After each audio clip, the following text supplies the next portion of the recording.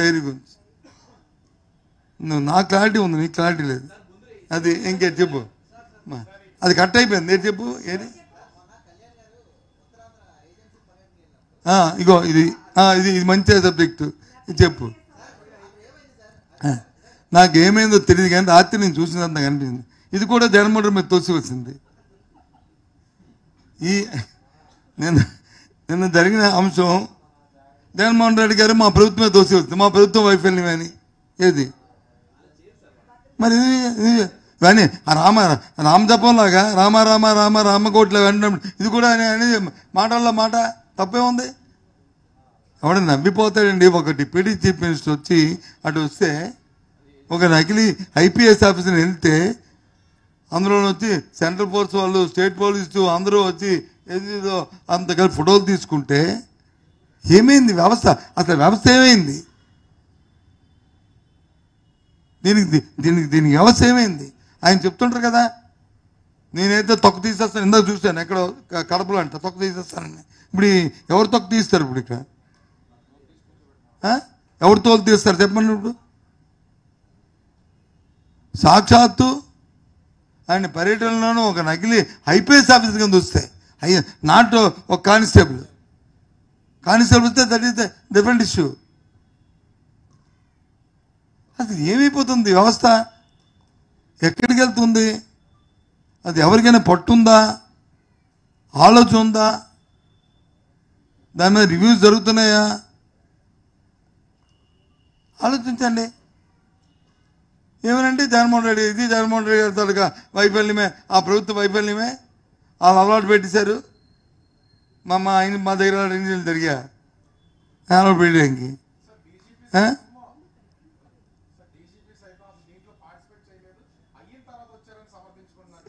ఏది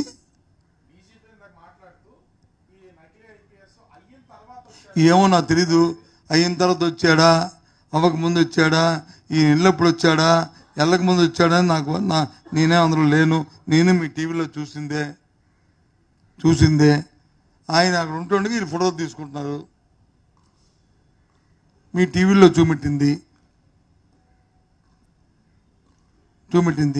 అసలు నాకు ఒకటేంటంటే నాకు డీజీపీ గారు అంటే చాలా గౌరవం కంటే నాకు ఆయన మీద అభిమానం.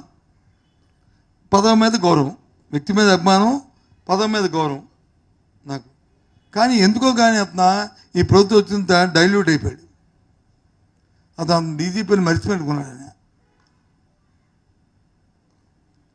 ఆయన నిజంగా చాలా ఎఫెక్టివ్ ఆఫీసర్.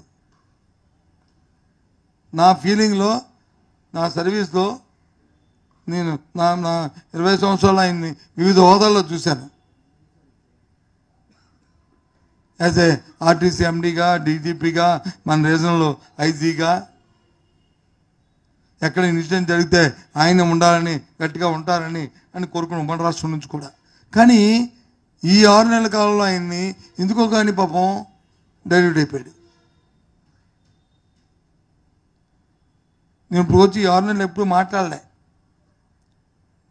ఆయన కనీసం ఫోన్ నాకు తెలిసి ఈ రాష్ట్రంలో 15 మంది డీజీపీలు ఉంటారు, రిటైర్ అయిపోయిన,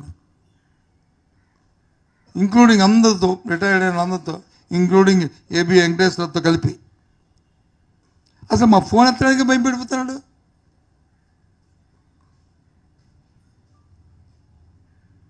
ఏబి వెంకటేశ్వర గారు కూడా ఎత్తేవారు.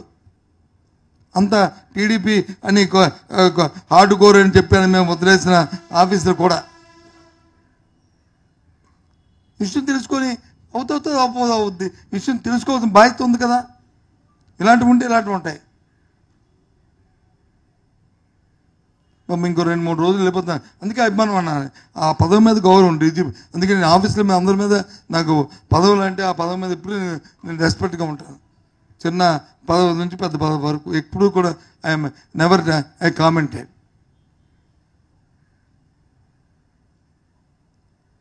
కానీ ఐపీఎస్ ఆఫీసర్ కూడా అక్కడికి వచ్చేస్తే ఏమనుకోవడం, మళ్ళీ ఆయన వచ్చి ముందు వచ్చాడు వెనక వచ్చాడు అని కంటే ముందు దానికి సంబంధించిన వాళ్ళ మీద నేను యాక్షన్ తీసుకోండి అంటే బాగుండేది. మరి దానికి సంబంధించుకోవడం ఎందుకు? ఎంక్వైరీ చేసాము, దాని మీద చర్య తీసుకుంటున్నాము, ఇగో ఏంది అది ఎక్కడ లోపం జరిగిందో ఇగో వీళ్ళ లోపం అని ఇప్పటికే చట్టాలు ఎందుకు వెళ్ళిన ఎవరు మామూలు వ్యక్తి వెళ్ళే మామూలు మంత్రి వెళ్ళే అలాంటప్పుడు ఆయన వచ్చి ఆయన మా ఇల్లు ఆయన వచ్చి ఆడు తోలు తీస్తాడు ఇటు తొక్క తీస్తాడు. ఇప్పుడు ఎవరు తొక్క తీస్తాడు చూద్దాం, రేపు పొద్దున్న చూస్తాను ఆయన ఏం చేస్తారో చూద్దాం. ఆయన ఆయన ఆయన కార్యక్రమంలో అలాంటి ఇన్సిడెంట్ జరిగినప్పుడు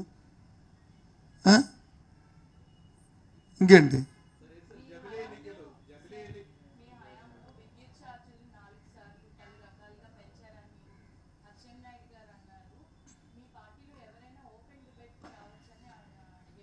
నేను ఒక విషయాన్ని ఒకే పాయింట్ చెప్పేస్తాను. దీని మీద డిబేట్ కంటే నేను అవుతాను. మా హయాంలో విద్యుత్ ఛార్జ్ పెంచలేదని నేను అన్నాను కదా. మీ ఆ విషయం ఎత్తామా? మళ్ళీ రేపు ఎప్పుడైనా మీరు అడిగినప్పుడు అడగండి. మేము ఎప్పుడైనా పెంచలేదని మేము అన్నామా? ఎన్నికల ముందు ఏం చెప్పారు తెలుగుదేశం పార్టీ? కూటమి ప్రభుత్వం ఏం చెప్పింది? సాక్షాత్తు ఇవాళ ముఖ్యమంత్రి ఏం చెప్పాడు? మా హయాంలో రాబోయే కాలంలో విద్యుత్ ఛార్జ్ పెంచే సమస్య లేదు, ఇది బాధుడైపోతుంది, విద్యుత్ దీని మీద ₹1 కూడా పెద్ద భారం పడనేయమని చెప్పారా లేదా? దాని గురించి మాట్లాడుతున్నాం.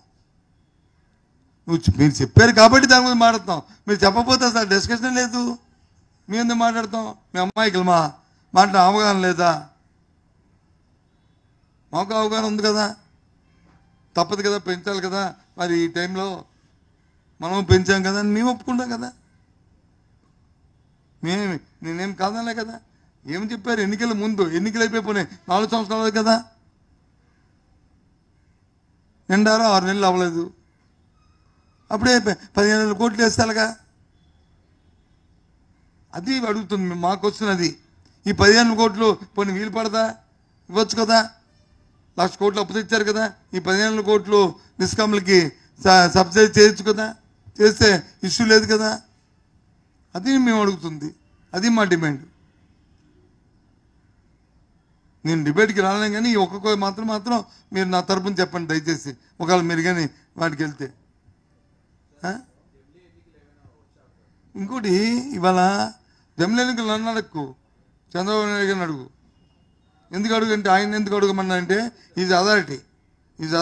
ఎందుకు అథారిటీ అంటే అసలు జమిలి ఎన్నికలు అనే మాటను తీసుకొచ్చింది కూటమి ప్రభుత్వంలో భాగస్వామిగా ఆయన. జమిలి ఎన్నికలు వస్తాయని, అవి 27లో వస్తాయని, మళ్ళీ తర్వాత వచ్చి కాదు రావు 29లో వస్తాయని ఆయన మేము మా పార్టీ కానీ మేము కానీ ఎప్పుడు జమిలి ఎన్నికల గురించి మాట్లాడలే. లేదా ఆయన వీళ్ళు అన్ని మాటలే దాన్ని ఉడకేశారు. వస్తాయి అంటున్నారు, వస్తే అంటున్నారు, వస్తే అన్నాకి జగన్ గారు ఎలాగంటారు? What is authority? మనం భాగస్వామ్యం కాదు కదా దేంట్లోనూ. ఇందాక చెప్పా కదా నువ్వు అంటారు కానీ సింగిల్ అని.